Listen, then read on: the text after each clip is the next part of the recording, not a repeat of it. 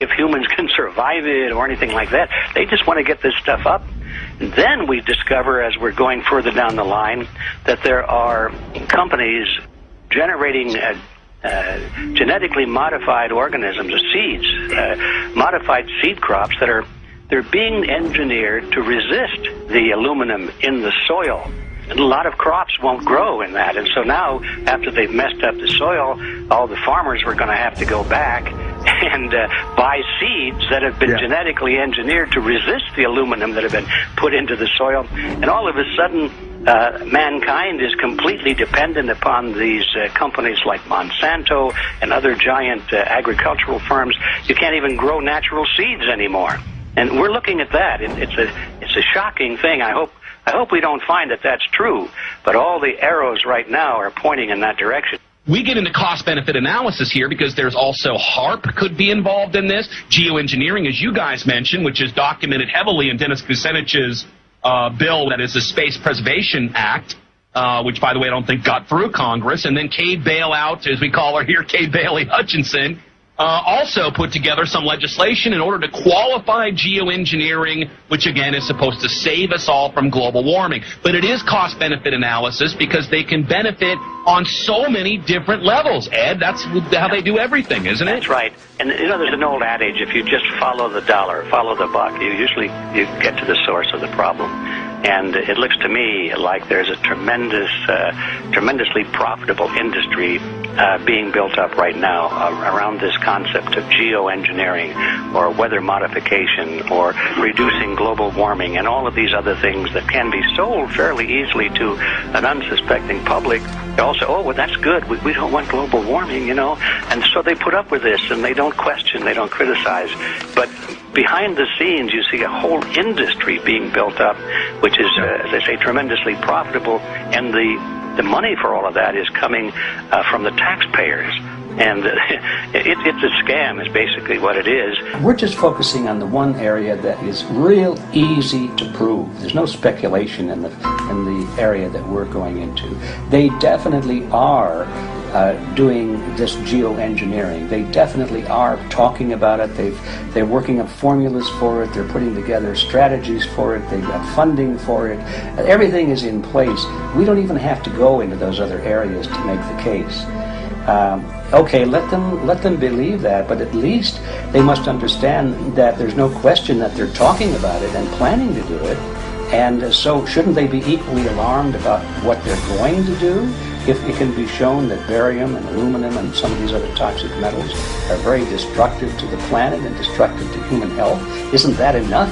You know, how many issues do we need to crank into this? And so, you know, if you're going to kill the planet and kill the population, do we need any other reason to be alarmed? What in the world are they spraying? Thank God people are asking this question. That's all we want. We just want to be able to ask these questions. Our good friend G. Edward Griffin, all these years, Mike Murphy and Paul Wittenberg are doing this great effort with your help. This is a community effort to get people real information. What in the world are they spraying? Any final quick comments before we're out of time?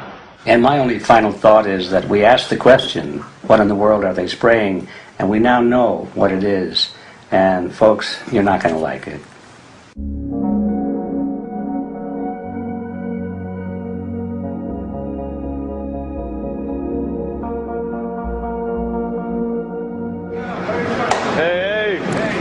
I'm Peter Vreke. I'm from Belgium. I'm 54 years old. I can't believe it myself. I'm a very happy and grateful person. We are doing the job the police, the Justice Department or the Environmental Department should have been doing.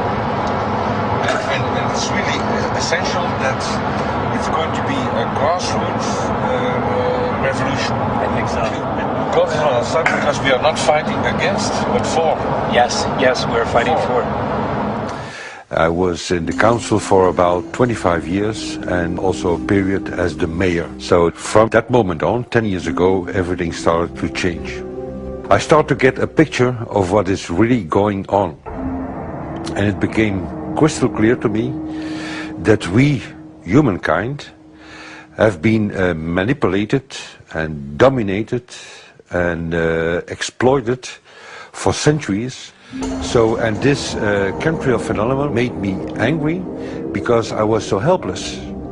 You can decide what food you're going to eat, what you're going to smoke, what water you're going to drink, what kind of life you're going to lead, but not with this phenomenon. Then you are just a victim. It's only a game. And there have to be good guys, and there have to be bad guys. And luckily, we are in the position to be able to play the role of the good guy who has the chance and the opportunity to overcome. 3 days that we shared with them, my heart just dropped because it was such a beautiful way to live and such a peaceful way to live. I left thinking, what's this going to be like in 10 years? Is everything going to be killed off on the property? And if it is, how are they going to get their food source? Are they going to have to take a class, you know, and get certified by company XYZ? And what are the requirements for that? And that really is the end of freedom. I'm concerned about that. I definitely, I really am. Yeah. I learned to say everything is now as it has to be now. And everything is going to be okay. It's going to be all right. It's going to be okay. Yes. I have this deep feeling that in the end we will prevail because we have the right on our side. The cosmos is helping us, and I have this strong feeling that we are being supported by entities and by forces we can't even imagine.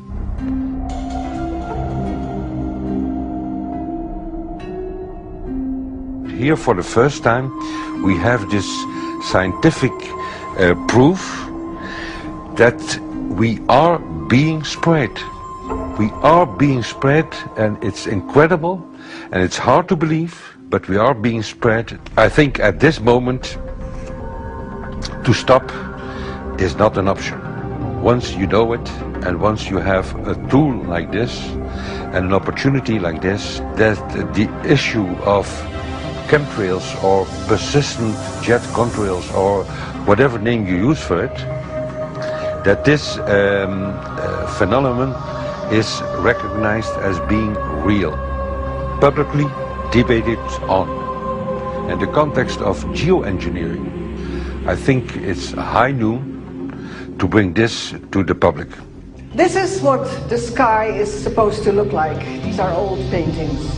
We forgot this, I'm afraid. In the years that I have been a medical research journalist, I have looked at many things, and I found the same three issues in whatever I'm looking at. And that is that we are being dumbed down, we are being made sicker, and we are being made infertile. Citizens gathered from around the world in Belgium for the first International Chemtrail Symposium. The event attracted leading professionals, politicians, and activists who discussed the health, environmental, and social implications of these programs. Today it's only going to be about facts, documents, figures, patents, licenses, everything that brings us to the truth. We have no other weapon against this vast complex than exposing and bringing their dark works in the light of the truth. We have the hope that by our efforts, more and more people will become aware of the fact that we are deceived by our leaders. So today, we, as a family, join forces with the people who publicly made known to the world that chemtrails are not a conspiracy theory, but a conspiracy fact. From the Technische Universiteit Delft in the Netherlands. Ladies and gentlemen, please welcome Koen Vermeeren.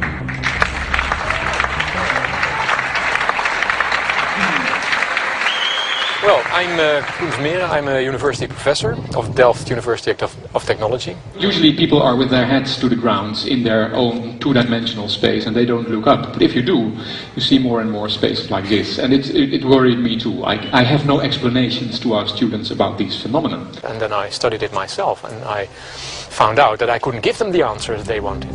because I think that the phenomenon is not natural. It's not natural what is happening, and the explanations that are given to us are not enough for me. If you look at them from a scientific point of view, the first thing a scientist does is trying to explain something. Because I'm smart and my students are not as smart yet, so I have to give them answers to questions. But if you ask most scientists honestly, they cannot answer all your questions. If people are using climate control all over our heads, I want to know about it. I want to know the consequences, I want to know the health impact, I want to know everything. I need, as a teacher in my university, to give answers to my students. And they have good questions. And I don't have the answers. And I want to know. Excellent. And we should discuss this. Ladies and gentlemen, for here you in the auditorium and for all over the world, Michael Murphy.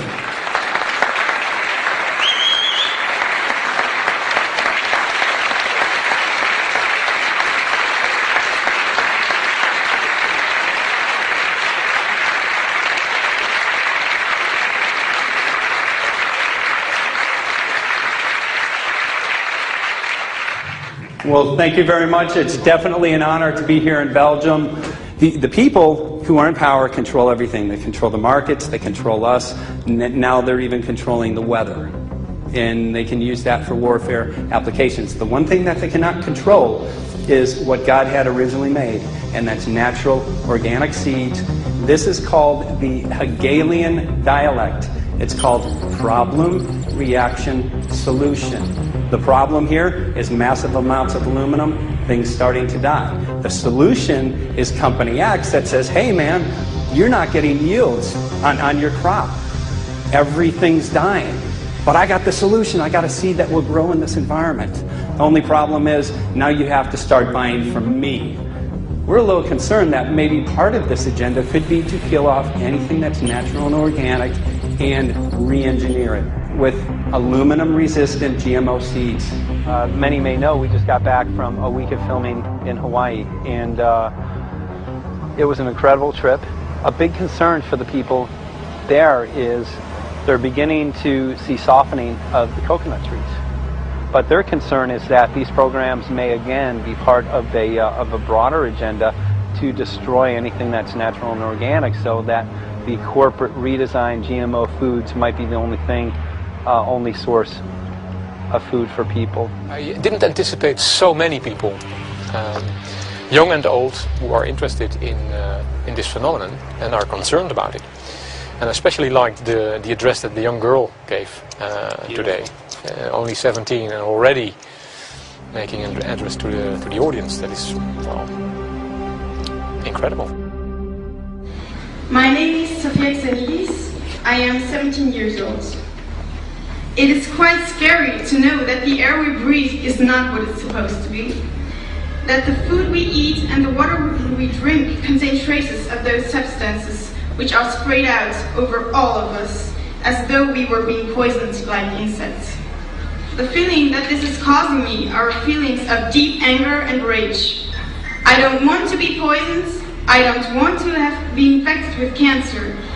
And I'm just so angry that this global poisoning can be going on such a massive scale, and not enough is being done to stop this crime.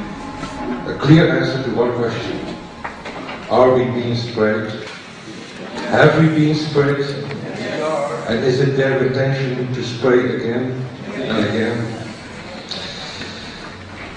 What are we going to do about this? How are we going to